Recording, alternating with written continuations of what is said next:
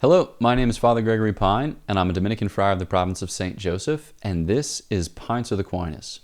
In this video, I'd like to talk about chastity. Why? Well, why would I like to talk about chastity? I need to answer that question seriously. Okay, because this is why. Because I think a lot of people think that chastity kind of ends when you get married or when you make religious profession or when you're ordained a priest. It's the type of thing that you hear described at Steubenville conferences or at Seek. You might have like a little pump up exhortation up until the time where you turn like 21, 22, 23, tops. But then you just don't talk about it anymore in polite company because it's all just to be understood that we've entered into our vocations, we've all just kind of solved the chastity problem, and here we are. I just don't think that's true. And obviously Matt talks about this a lot apropos of like pornography. But I just don't think it's true because I think that chastity is a virtue, and if it's a virtue, then it's something that we're going to have to kind of like heal by and grow with over the course of our whole life. And if we just leave chastity for discussions proper to adolescence, teenage years, college and a little bit beyond, then we don't mature in understanding of the virtue and in our desire for it.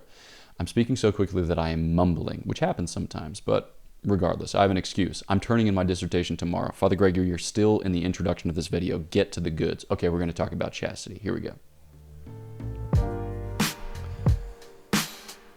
Okay, so if St. Thomas Aquinas were to give a chastity talk, you're like, sweet Christmas, I thought this was going to be cool, and now I think it's going to be a little bit boring. It's not going to be boring. Trust me on this one. Okay, so if St. Thomas were to give a chastity talk, I think he would supply you with good principles and good arguments, so that way you, as a human being made to the image and likeness of God, could see to it that that image were restored and perfected, because chastity plays a role in doing just that. So I'm going to start with the question. The question is this: do you, Christian, do you desire too much or too little? Now, in the setting of a chastity talk, you're thinking to yourself, probably too much, because it's like too much sexual desire, which is unruly, which I probably need to rein in, or at the very least, kind of educate. Okay, so I can see that answer. I respect that answer. But I would submit to you this, that we do not desire too much. Rather, we desire too little. Or that we don't desire in the way which is appropriate to our flourishing, which is to say, to our growth in the life of sanctity. Okay, so chastity is really seeking to respond to that question. How to desire well, how to desire beautifully and nobly, etc. So, holiness is in fact the fruit of good desire. I love this book about St. Thomas Aquinas called The Quiet Light. It's actually that book that made me want to be a Dominican by Louis de Waal. I recommend it. Just heads up, you might become a Dominican afterwards. And there's the scene where St. Thomas is in house arrest in his more on that later, in his family's castle, and his sisters will come up to his room and ask him questions about the spiritual life because even at a young age, he was regarded as wise and holy. And so like his one sister asks him, it wasn't St. Thomas at that point, but she says, Thomas, how do I become a saint? To which he responds, desire it, which is awesome. Also, St. Catherine of Siena famously says, God does not ask of you a perfect work, he asks of you infinite desire. So desire is huge for our growth and sanctification. Why? Well, because God made us as like big open wounds of desire. So he gave us a human nature, we said made to the image and likeness of God, which means we have a mind with which to know and a heart with which to love, which are kind of thrown open to the infinite possibility of encountering the truth and the good. And we will not rest until such time as we encounter that for which we are made. And so we're just going to be like rootling around like little badgers until such time as we happen upon what is in fact the truest and the best. I felt like saying bestest because of parallel structure, but I can't keep doing this. I gotta rein it in. Okay? So we will pursue what we love. That is to say that our lives will be in a certain sense dictated by desire. You can think about it, like when students go off to college, there's a kind of question there. Okay, how do I appropriate what I have learned or not learned from the first 18-ish years of my life? Okay, and those students have questions like, am I going to consume large amounts of substances that I didn't previously, or at least didn't do previously without some shame or sneakitude? Or am I going to keep going to church on Sunday? Or am I going to make sordid sexual decisions on the basis of who gives a rip? Okay, or like, am I going to still practice hobbies? Am I going to still play sports? You kind of come to discover who you are as you sort out which desires abide and which do not. Once the discipline of life at home and the encouragement of parents is gone, a lot of things change. And then we discover, in fact, who we are. There might be a little bit like hangover when it comes to guilt or societal or political expectation or blah, blah, blah. But at a certain point, you become who you are. And what dictates the terms of that transformation is, in fact, your desire. So unchastity represents a kind of love or attachment or desire, one that is typically selfish and disordered. Now, there are a lot of different components to this, biological components, which is like physical, emotional, psychological, even spiritual components. So a lot of what I will say will probably not adequately reflect your situation. So I don't say it with a lack of sensitivity to your situation. I'm just painting in broad brushstrokes so as to be somewhat helpful, so that way you can appropriate what applies to your case at the level of principles, at the level of arguments. Okay? So unchastity typically is a kind of love which is, self-regarding, or which is disordered, which can't find a way towards breaking one's heart open to what lies beyond, in which lies, like our true dignity and the true grandeur of desire. Okay? So in order to work against the kind of gravity of impurity, this kind of collapsing in on oneself, which impurity begets, we seek to cultivate a more perfect love for something more beautiful, more noble, more delightful, in fact. T.S. Eliot in his Four Quartets says, "We only live, only suspire, consumed by either fire or fire." Right? So you will burn, and you will burn brightly. The question is, on which altar, or as he says, on which pyre?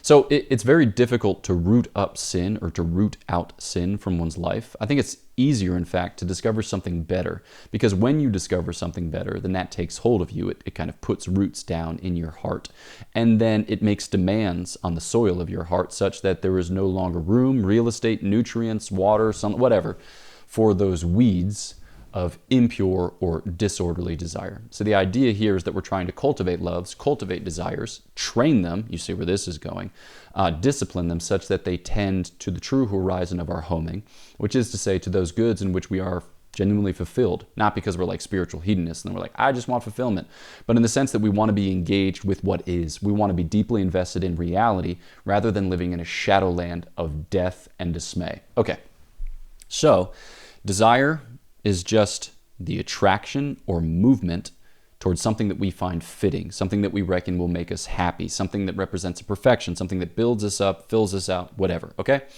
So the typical process is see, desire, assimilate, and that causes in us a certain joy.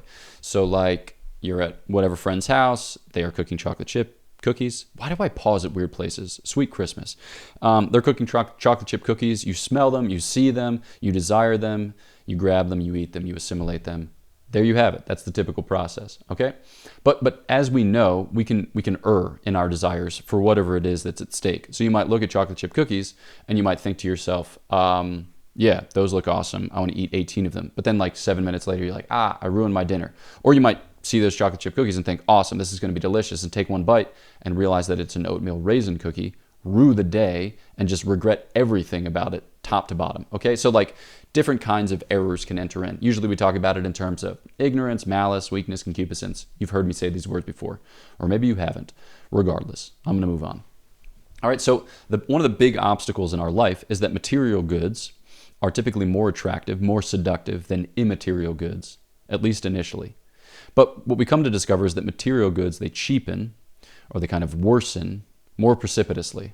So you eat the chocolate chip cookies, and then your desire for them or your enjoyment of them tends to decline pretty steadily throughout the course of your life. Some people are like, nah, bruv, I enjoy them more today than I did 15 years ago.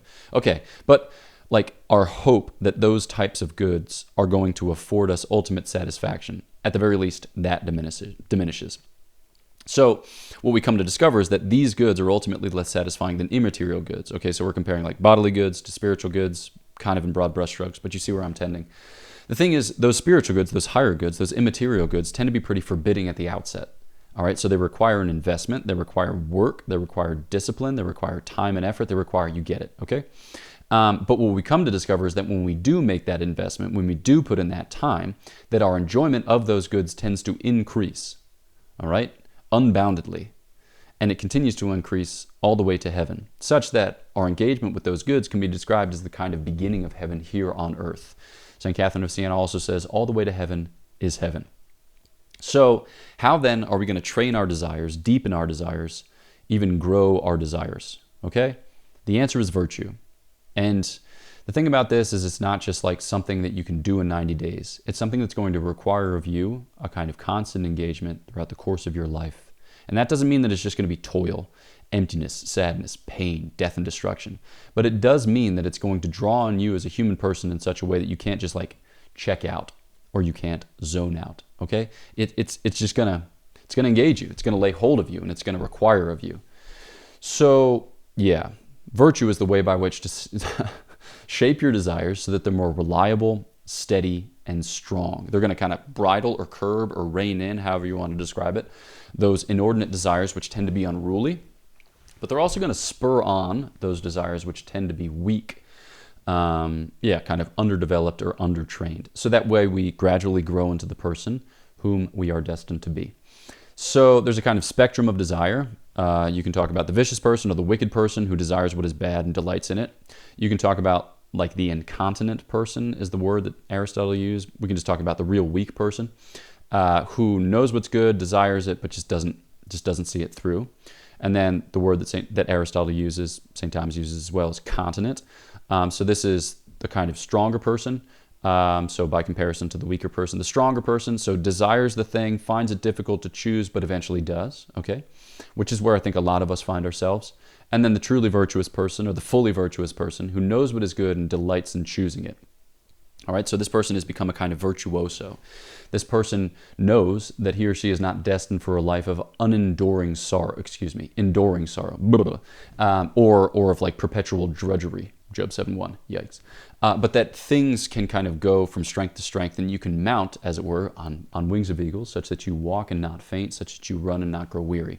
So that's the promise, mind you. There, gird your loins, prepare yourself for warfare. So the promise of virtue is that it actually makes life easy, prompt, and joyful, so that you have a stable and firm disposition whereby you engage with the good and choose it, like I said, in a way that's easy, prompt, and joyful. Okay? So then, how do I grow in virtue? And this is just what we mean by the ordinary Christian life. So I think that oftentimes the best response to questions of chastity is to zoom out. And there are 5 things that I typically list. Sometimes I add more. Regardless, prayer. Starts with prayer. Most important thing that you can do is prayer. All right, you can install, content blockers or filters or do covenant eyes. And I'm sure like all those things are helpful. I don't really know them, but I'm sure they're helpful because people testify to the fact that they are helpful. But there's no replacement for an interior life, right? This is what I want to stress. It's not so much about rooting out as it is about crowding out. And if you're going to crowd it out, you need to fill your heart with something that's more substantial, which places more demands on the soil of your heart, right? Which is to say, a life of intimacy, a life of prayer, a life of genuine friendship with God. Start with 5 minutes a day if you haven't yet. Work your way to 20 minutes a day. You can have a genuine interior life with 20 minutes of prayer in the day. It should be in the morning. We tell ourselves lies and say, I pray better at whatever o'clock, but then we forget or we fall asleep or whatever else happens. Pray in the morning. All right, boom. Next, sacraments. Stay close to the Eucharist in adoration and reception thereof, not just on Sundays, but in times where you find yourself nearby. And make good use of the sacrament of confession. I recommend once a month. You can adapt that according to circumstances, but I recommend once a month. Friendships. What are you searching for in unchastity? You're searching for love in some way, shape, or form, or at the very least, for delight. Where do you find that? In real engagement with human people. Not necessarily of a sexual sort, but what we're looking for is intimacy. We're looking for a way in which to share our hearts, to share our lives with somebody else, and to have that reciprocated. And the friendships that we experience in this life and in the next are instrumental causes of our friendship with God. God loves us as a friend in and through our friends. So boom. But also too, I typically add, penance, adopting penance in your life, studying the faith, service of the material poor, other things besides. But I'm just going to say at this stage, pursue your passions. Because if the flourishing of genuine human love is the fruit of our desire, then we should train our desire across the board. Our lives of faith aren't just like this one particular section that we work on and then we let everything else go to seed. No, like I said, we are made to be big open wounds of desire until such time as God sees fit to heal. And that means pursuing our desires to their term, because in some way our desires are an indication of our destiny. Yes, they need to be healed. Yes, they need to be elevated, but they are meaningful. They reveal something of who we are, and they mediate a kind of grace. I'm kind of mixing nature and grace, but provided that the grace is already present, then further grace comes besides. Okay? Last thing I'll recommend is the Angelic Warfare Confraternity, which is a confraternity of the Dominican Order, and you can find out information about it. Like the U.S. provinces, they each have their own way of going about it, but you can just search it, Google it, and find the website which pertains to it, and then find a way by which to be installed in the Angelic Warfare Confraternity or incorporated. I forget exactly the language that we use, but it's a confraternity associated with St. Thomas Aquinas. I said that I was going to get back to St. Thomas Aquinas and his house arrest. Well, here we are. St. Thomas was born in 1225, and from the age of 5 to 16, he lived as a boy oblate in the monastery of Monte Cassino, which is a Benedictine abbey. I actually just visited the place where he was born, Roccasecca, the place where he was an oblate, Monte Cassino, and then the place where he died, Fossa Nova, on a recent trip to Rome, which was awesome. So his family's ambition was that he become the abbot of Monte Cassino, and they were kind of working their way towards that. He went to the University of Naples for a time to complete his studies, or to kind of like work on his studies in liberal arts. And while he was there, he met the Dominicans. He decided to take the habit to enter their ranks, but his family wasn't happy about it because the Dominicans just like ragtag bums, or at least in their estimation they were. So the family sent an envoy and had him basically arrested on the way from Naples to Paris, where he was to make his novitiate. And then they put him on house arrest so as to discourage him in his choice. And the height of their discouragement came in the form of introducing a prostitute into the room where he slept, because they thought if they could get him to fall in chastity, they would discourage him from his very ambitious spiritual plan. And so St. Thomas was, he was awakened by this visitor. He placidly, serenely went to the fire, took out a burning brand, escorted the woman to the door, shut the door, locked the door, and then scorched a cross on the door, returned the burning brand to the fire, and then knelt at his bedside. And it said that in that moment he was visited by 2 angels who girded him with effectively like a belt of chastity, a cord of chastity, which cooled his desires and made it such that he enjoyed perfect chastity throughout the course of his life. So it's awesome.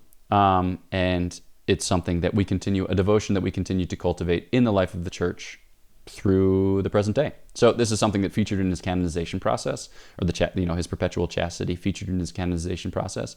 The 700th anniversary of which we celebrate this year. And it became common for people to wear blessed cords in his honor, praying through his intercession, specifically for perfection in chastity and purity. In the 1500s, the nuns of St. Margaret in Vercelli, to whom Aquinas' cord had been entrusted, that with which he had been girded, began to distribute cords to the faithful, which had been touched to the miraculous cord. The practice became especially popular among college students seeking help and resisting the temptations of the university life. And then in 1649, Father Derverders made a pilgrimage to Vercelli, gathered all the information on the devotion around the cord that he could, and proceeded to enroll the University of Louvain into the Angelic Warfare Confraternity on the Feast of Pentecost. The devotion was given pontifical recognition in 1727. Some sweet saints who pertain to the confraternity include St. Aloysius Gonzaga and Blessed Pier Giorgio Frassati. And effectively, it's a communion of persons united in prayer for chastity who share in the merits of the Dominican order and of the other members of the confraternity in their pursuit of the virtue. So in order to be a member, you need to be enrolled. And then there's 2 prayers that you say each day, one to Jesus, one to St. Thomas Aquinas, and then 15 Hail Marys for your growth in chastity and the growth in chastity of the other members of the confraternity. And then there's either a cord that you wear or a blessed medal, which are meant to be worn against your skin. So you can find out those details and more if you just search Angelic Warfare Confraternity, and maybe that is something for you. Okay, that is what I plan to share. So boom. This is Pints with Aquinas. If you haven't yet, please do subscribe to the channel, push the bell, and get sweet updates when other things come out. Also, I contribute to a podcast called Godsplaining with 4 of the Dominican friars, and we have talked about chastity before. You might find that episode helpful. Also, we have retreats. So there's a men's retreat coming up in the middle of August, and then a young adults retreat, which we'll announce probably later in the summer. So you can find out details about those things on our website. Check it out. And then the last thing is the Dominican Rosary Pilgrimage, which is another devotion entrusted to the Dominican Order, a confraternity as well, is to be held in Washington, D.C. at the Basilica of the National Shrine of the Immaculate Conception on September 30th. So Google Dominican Rosary Pilgrimage. It's going to be a jamboree. I'm giving 2 talks or preaching 2 conferences, and I look forward to meeting you there. So boom, know of my prayers for you. Please pray for me, and I'll look forward to chatting with you next time on Pints with Aquinas.